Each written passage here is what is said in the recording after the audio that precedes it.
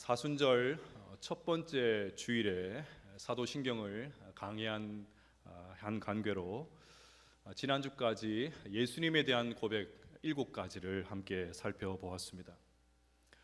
그래서 오늘은 처음으로 돌아가서 사도신경의 첫 번째 고백을 살펴보려고 합니다.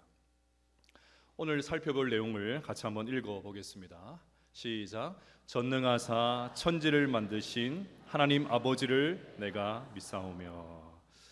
사도신경은 하나님에 대한 고백으로 시작을 합니다.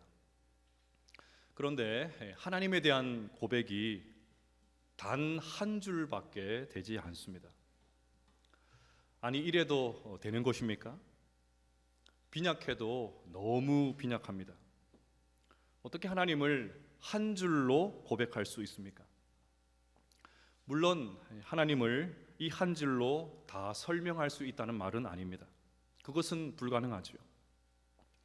오늘 살펴볼 고백은 우리가 신앙생활하면서 꼭 붙들어야 될 하나님에 대한 고백이지 하나님에 대한 전부를 설명하는 내용은 아닙니다.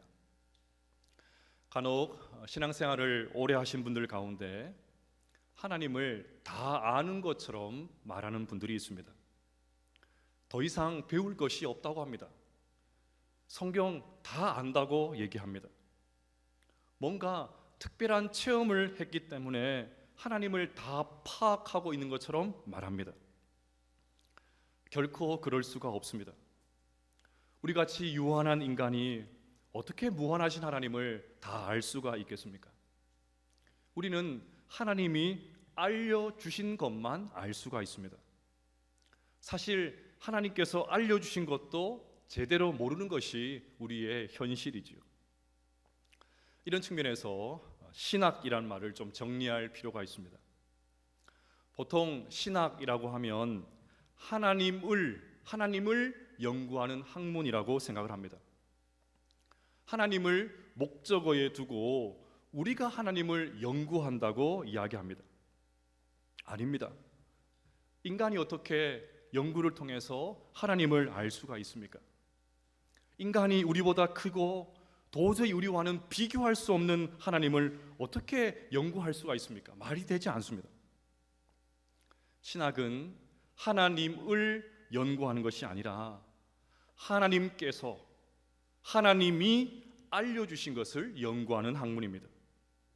하나님이 목적어가 아니라 주어가 되어야 됩니다. 하나님께서 친히 우리를 위해서 알려주신 것을 공부하는 것이 신학입니다. 계시도 마찬가지입니다. 흔히 기독교를 계시의 종교다 그렇게 말을 하죠. 계시라는 뜻을 가진 헬라어 단어를 그대로 번역을 하면 덮개를 벗긴다 그런 뜻을 가지고 있습니다. 덮개를 옮겨서 또 덮개를 벗겨서 그 안에 감추어진 것을 보는 것이 계시입니다. 그러면 누가 그 덮개를 옮길까요? 누가 그 덮개를 벗깁니까? 우리 인간이 옮기고 벗긴다 하면 그게 바로 이단입니다. 덮개를 벗기는 분은 오직 한 분 하나님이십니다. 그러니 우리는 하나님께서 열어서 보여주신 것, 하나님께서 벗겨서 보여주신 그 계시하신 것만 알 수가 있습니다. 이것이 건강한 신앙의 인의 자세입니다. 자, 그러면 오늘 사도신경을 통해서 하나님 어떤 분인지 좀 살펴보려고 합니다.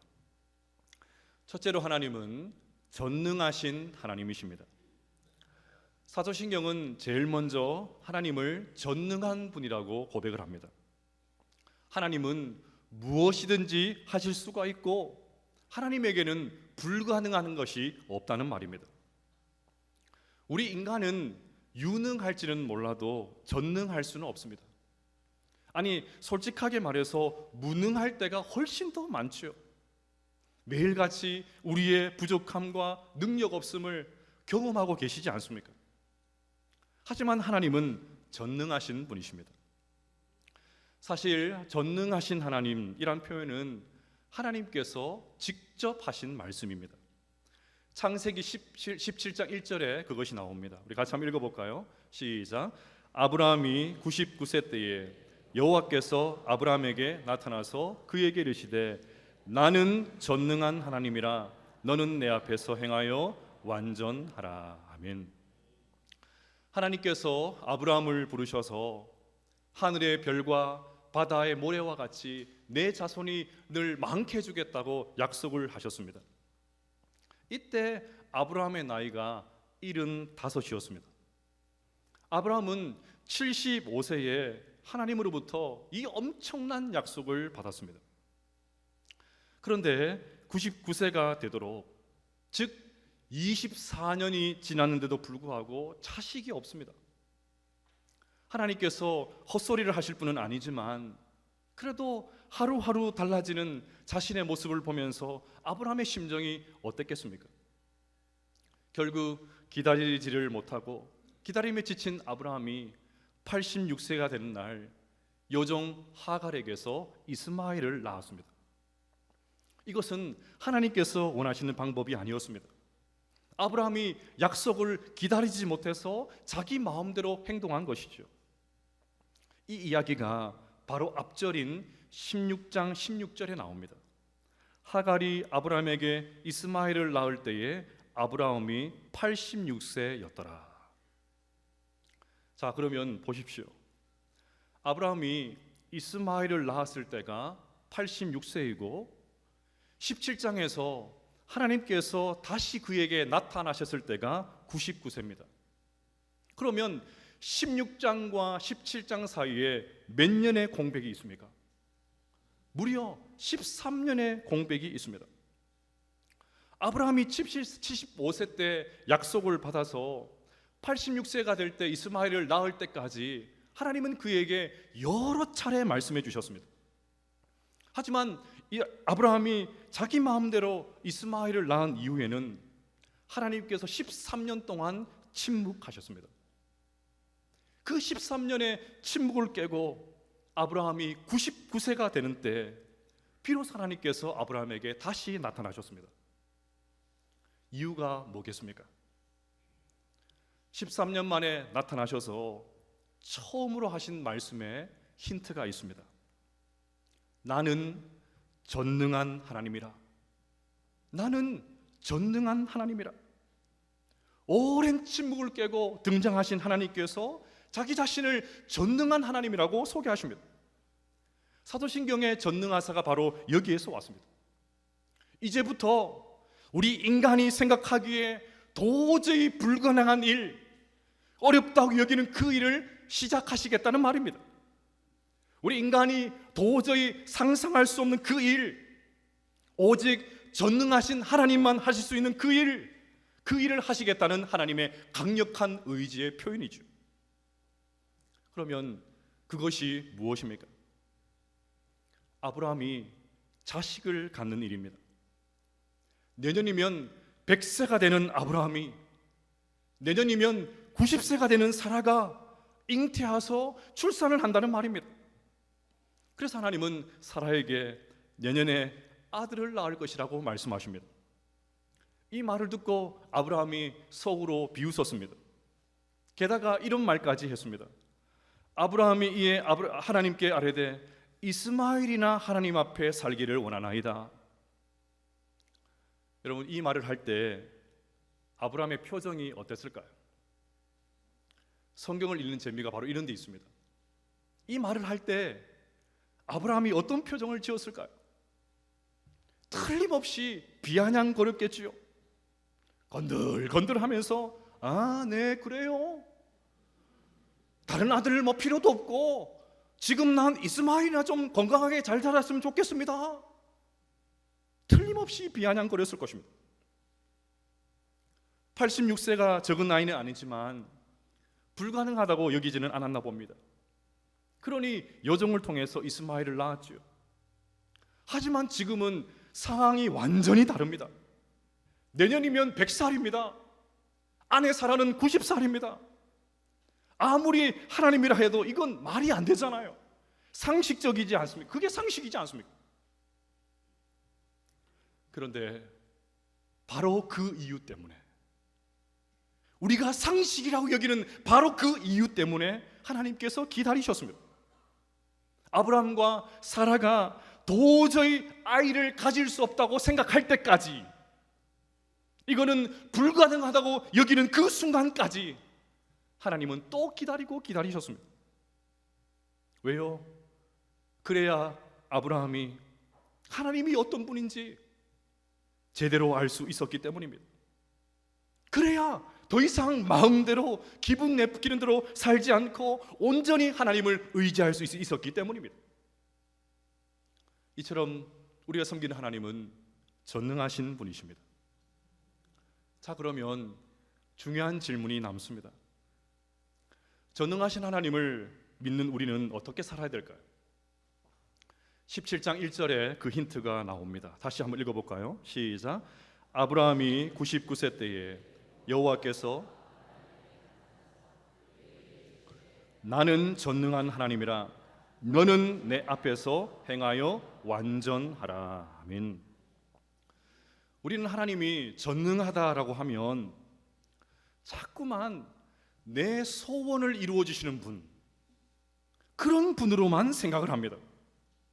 그래서 기도할 때 전능하신 하나님께서 이 문제를 해결해 주실 줄로 믿습니다. 못할 것이 없이 하나님께서 이 어려움을 처리해 주실 줄로 믿습니다. 하나님 아니고는 설명 불가능한 기적의 역사가 일어나게 될 줄로 믿습니다. 이런 식으로만 기도를 합니다. 네, 물론 하나님은 우리의 문제를 얼마든지 하나님의 뜻 가운데서 해결해 주실 수 있습니다. 그렇게 기도해도 상관이 없습니다. 하지만 오늘 이 말씀이 어떤 맥락에서 나왔는지가 중요해요. 자신을 전능하신 하나님이라고 직접 소개한 하나님께서 이렇게 말씀하십니다. 너는 내 앞에서 행하여 완전하라. 너는 내 앞에서 행하여 완전하라. 내 앞에서는 하나님 앞에서죠. 우리 교단이 그렇게 소중하게 여기면서 외치는 구호 코람데오, 하나님 앞에서죠. 또 완전하라에서 완전은 구약에서 하나님 앞에 제사를 드릴 때 바쳐졌던 그 온전한 제물을 의미합니다.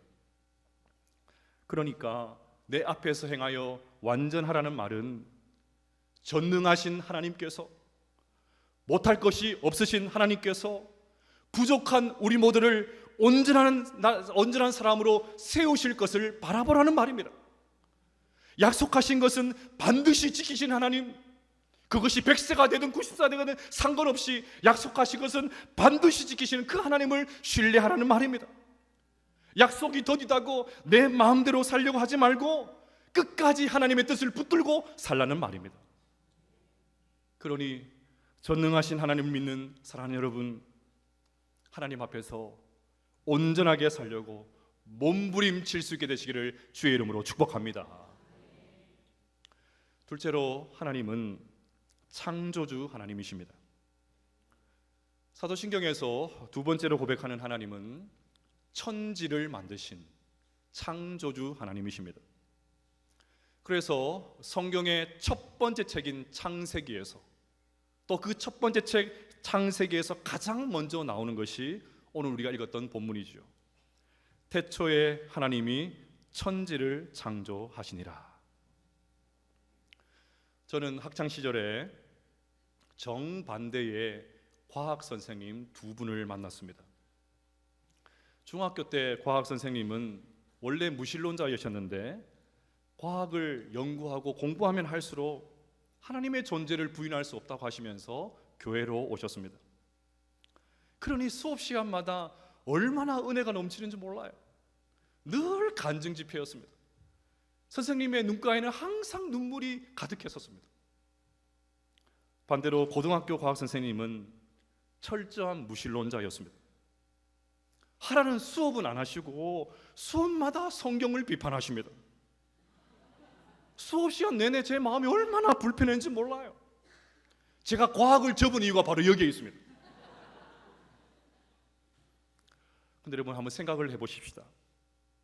굳이 성경을 들이밀지 않아도 저는 우주를 생각하면 하나님이 세상을 창조하셨다, 그 고백을 하지 않을 수가 없습니다.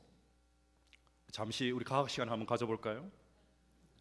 지구는 하루에 한 번씩 자전하면서 낮과 밤을 만듭니다. 1년에는 한 번씩 태양주위를 공전하면서 사계절을 만들지요. 달은 또 어떻습니까? 달은 지구 주위를 30일에 한 번씩 돌면서 한 달을 만듭니다. 그러니 태양, 지구, 달 이것이 아주 조화를 이루어서 하루와 한 달과 1년을 그렇게 만들어냅니다. 또 태양은 수성, 금성, 지구, 화성, 목성, 토성, 천왕성, 해왕성 8개 행성과 함께 태양계를 이루고 있습니다. 그런데 놀라운 사실이 있습니다. 이런 태양계가 1000억 개쯤 모여야 은하계 하나를 구성할 수 있다고 합니다. 도대체 몇 개를 이야기해야 놀라시겠습니까? 다시요. 이런 태양계가 1000억 개쯤 모여야 은하계 하나를 구성할 수 있습니다. 이제 좀 뭔가 맞습니다. 더 놀라운 사실은 이런 은하계가 다시 1000억 개쯤 모여서 지금 우주를 구성하고 있습니다. 성가대 칭찬해요. 예. 더 놀라운 사실이 있습니다. 여러분, 이런 우주의 크기가 얼마나 되는지 아십니까? 지구의 지름이 1만 킬로미터라고 합니다. 태양계의 지름이 1000억 킬로미터예요. 지구의 100만 배입니다. 은하계의 지름이 10만 광년이에요. 너무 큰 걸 얘기하기가 감이 안 오죠? 지구의 10조 배입니다. 우주의 지름이 약 300억 광년이에요. 은하계의 10만 배입니다. 감이 안 옵니다. 더 놀라운 사실은 이런 것들이 지금도 알아서 조화롭게 작동하고 있습니다. 어떻게 이것이 가능합니까? 이유는 하나밖에 없습니다. 천지를 창조하신 하나님께서 지금도 우주를 붙들고 계시기 때문입니다. 저는 신학대학원을 졸업한 지 20년이 되었지만 지금도 모세오경 수업을 잊지를 못합니다. 교수님이 창세기에 나오는 창조기사를 설명하시는데 너무 은혜가 되었습니다. 여러분, 하나님께서 6일 동안 세상을 창조하시고 7일째 되는 날 안식하셨죠. 그런데 6일 창조를 보면 하나님께서 아주 계획적으로 세상을 창조하셨다는 것을 알 수가 있습니다. 첫째 날은 빛을, 둘째 날은 하늘을, 셋째 날은 바다와 육지를 창조하셨습니다. 하나님은 3일 동안 쉽게 말해서 공간, 형식, 틀을 만드셨어요. 그리고 넷째 날부터 만들어 놓은 그 공간에 적합한 내용물을 채우셨습니다. 첫째 날 빛을 창조하신 하나님께서 넷째 날에 해, 달, 별을 창조하셨습니다. 둘째 날에 하늘을 만드신 하나님께서 다섯째 날에 새를 만들어서 하늘에 채우셨어요. 셋째 날에 바다와 육지를 지으신 하나님께서 여섯째 날에 동물과 우리 인간을 지으셨습니다. 그러니 보십시오. 하나님은 이 세상을 매우 계획적으로 만드셨습니다. 따라서 세상은 우연히 생겨났기 때문에 목적도 의미도 찾을 수 없다는 진화론자의 주장은 저는 받아들일 수가 없습니다. 오히려 정반대입니다. 하나님은 분명한 목적을 가지고 이 세상을 창조하셨습니다. 의미 있는 세상입니다. 그러니 흐리멍덩하게 허망하게 내 욕망대로 살 수가 없습니다. 목적 있는 삶을 살아야 돼요. 의미 있는 삶을 살아야 됩니다.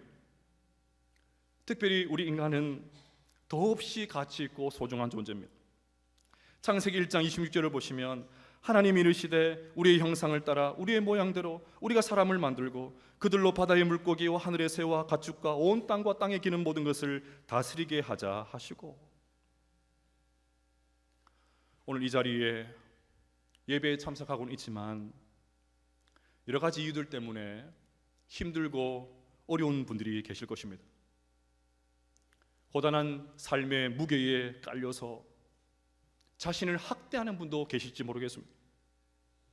자신을 한없이 무가치한 존재로 보는 분들이 계실지 모르겠어요. 그것밖에 못하냐? 그것밖에 못하냐? 너희는 왜 그 모양이냐? 하지만 사랑하는 여러분, 절대 낙심하지 마시기를 바랍니다.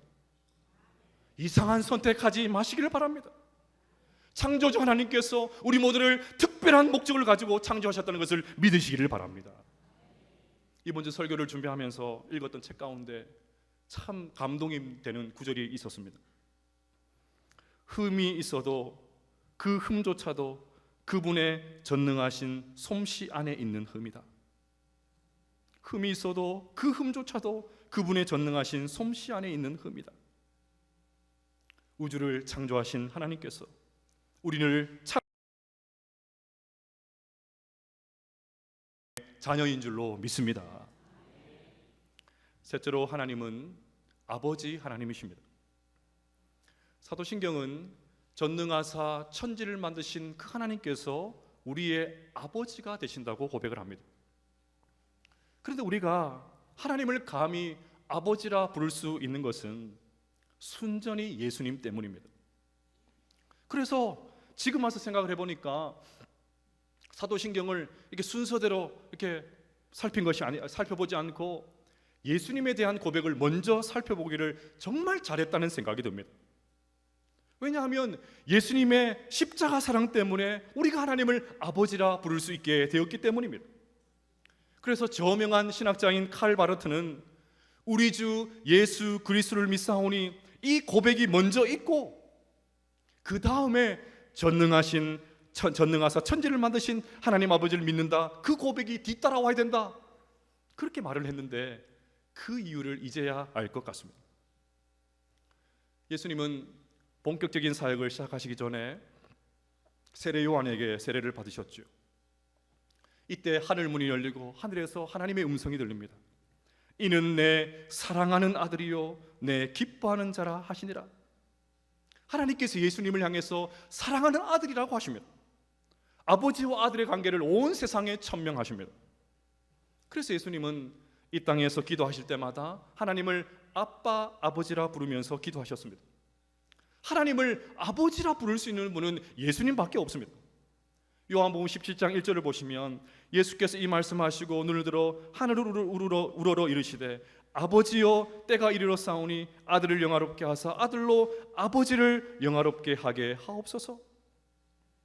예수님은 하나님을 아버지라 부를 뿐 아니라 자신이 하나님의 아들이라고 그렇게 고백을 하십니다. 아니, 예수님만 사용하신 아버지, 아빠, 이 표현을 우리가 어떻게 사용할 수 있다는 말입니까? 우리같이 부족한 사람이 어떻게 하나님을 아빠, 아버지라 부를 수가 있습니까? 여기에 예수님의 십자가 사랑이 있습니다. 십자가에서 죽고 부활하신 예수님께서 우리에게 놀라운 말씀을 하십니다. 예수께서 이르시되 나를 붙들지 말라. 내가 아직 아버지께로 올라가지 아니하였노라. 너는 내 형제들에게 가서 이르되 내가 내 아버지 곧 너희 아버지 내 하나님 곧 너희 하나님께로 올라간다 하라 하시니, 내 아버지 곧 너희 아버지, 주님께서 이렇게 말씀하시는 것 같습니다. 이제 하나님은 내 아버지만 되시는 것이 아니라 너희들의 아버지도 되시니까 마음껏 하나님의 이름을 불러라. 십자가에서 너의 모든 허물과 죄가 다 사라졌으니까 이제는 얼마든지 하나님을 아버지라 부르면서 은혜의 보좌 앞에 달려나갈 수 있다. 마음껏 하나님을 아빠, 아버지라 불러라. 인간 아버지는 그렇게 하지 못하지만 하늘 아버지는 다르니까 마음껏 아빠, 아버지를 불러라. 주님께서 그렇게 말씀하십니다. 자, 그러면 하나님을 아버지라 부르는 우리는 어떻게 살아야 될까요? 하나님께서 우리의 아버지가 되시면 너무나도 당연하게 우리 모두는 하나님의 아들, 딸, 하나님의 자녀들이죠. 그래서 갈라디아서 4장 6절과 7절에 이렇게 말합니다. 너희가 아들이므로 하나님이 그 아들의 영을 우리 마음 가운데 보내사 아빠, 아버지라 부르게 하셨느니라. 그러므로 내가 이후로는 종이 아니요 아들이니 아들이면 하나님으로 말미암아 유업을 받을 자니라. 그러면 자녀라면 필연적으로 너무나도 자연스럽게, 내가 억지로 흉내내지 않아도 너무너무 자연스럽게 아버지를 닮아야죠. 아버지 닮기 마련입니다. 이것은 거의 자동적입니다. 따라서 하나님을 우리 아버지라고 고백하는 이 고백 안에는 이제부터 나는 하나님 아버지를 닮는 자로 살겠습니다, 그 고백이 담겨 있습니다. 하나님 아버지를 닮아야 한다는 하나님의 엄중한 말씀이 이 고백 안에 담겨 있습니다. 그래서 주님은 누가복음 6장 36절에서 이렇게 말씀하십니다. 너희 아버지의 자비로우심 같이 너희도 자비로운 자가 되라. 초기 기독교의 예배와 복음 전도라는 아주 유명한 책이 있습니다. 저자는 초대교회의 문헌을 모조리 연구를 해서 초대교회가 어떻게 예배를 드렸고 어떻게 전도를 했는지 이 책에 담았습니다. 지금도 초대교회로 돌아가자 그런 구호를 열심히 외치니까 너무나도 중요한 책이죠. 그런데 책에 충격적인 장면이 나옵니다. 초대교회에서 예배를 드리면 예배 중간에 성도들을 밖으로 쫓아보내는 사람이 있었다고 합니다. 심지어 이것을 전담하는 봉사자가 있었다고 합니다. 누가 쫓겨났을까요? 한참 예배 드리고 있는데 누가 벌떡 일어나가지고 나가세요. 그럼 나가야 됩니다. 누가 쫓겨났을까요? 하나님의 말씀을 듣고 행할 의지가 없는 사람들, 말씀을 듣기만 하고 전혀 실행하지 않는 사람들, 이렇게 사십시오 그렇게 말하면 시험들 사람들, 그 사람들 다 색출해서 쫓아보냈답니다. 너무 충격적이지 않습니까? 우리도 한번 이렇게 한번 해볼까요? 그러면 저부터 쫓겨날걸요? 교회가 큰 시험에 들지 않겠습니까? 그런데도 이렇게 엄격한 신앙의 자세를 요구하는데도 초대교회는 막 폭발적으로 부흥을 했습니다. 아주 분명한 신앙의 자세를 그렇게 요구하는데도 사람들이 몰려들었습니다. 이유는 하나밖에 없죠. 그만큼 초대교회 성도들의 삶이 매력적이었다는 말입니다. 교회 밖에 있는 사람들이 교회를 다니는 사람들의 모습을 보면서 하나님을 만났다는 것 아니겠습니까? 하나님의 모습을 봤다는 것 아니겠습니까?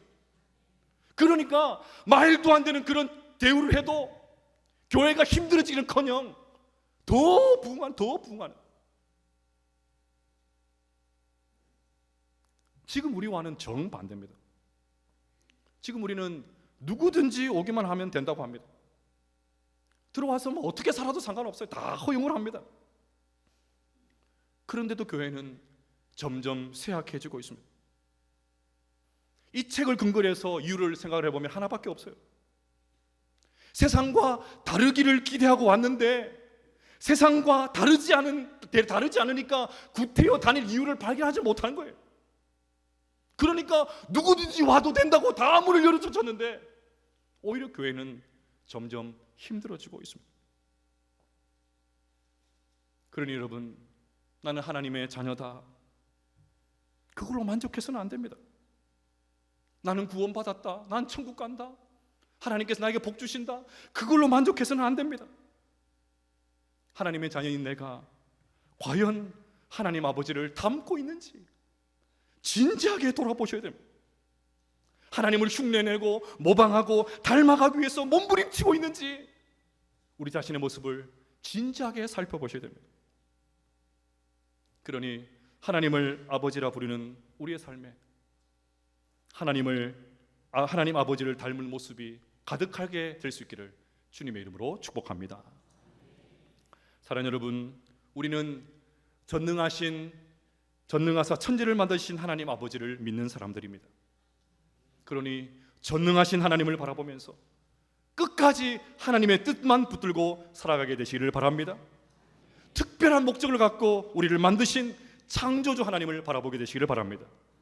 무엇보다 말로만 아버지 아버지 하는 것이 아니라 하늘에 계신 아버지의 뜻대로 행할 수 있는 하나님 아버지를 닮아갈 수 있는 하나님의 자녀들 다 될 수 있기를 주님의 이름으로 축복합니다.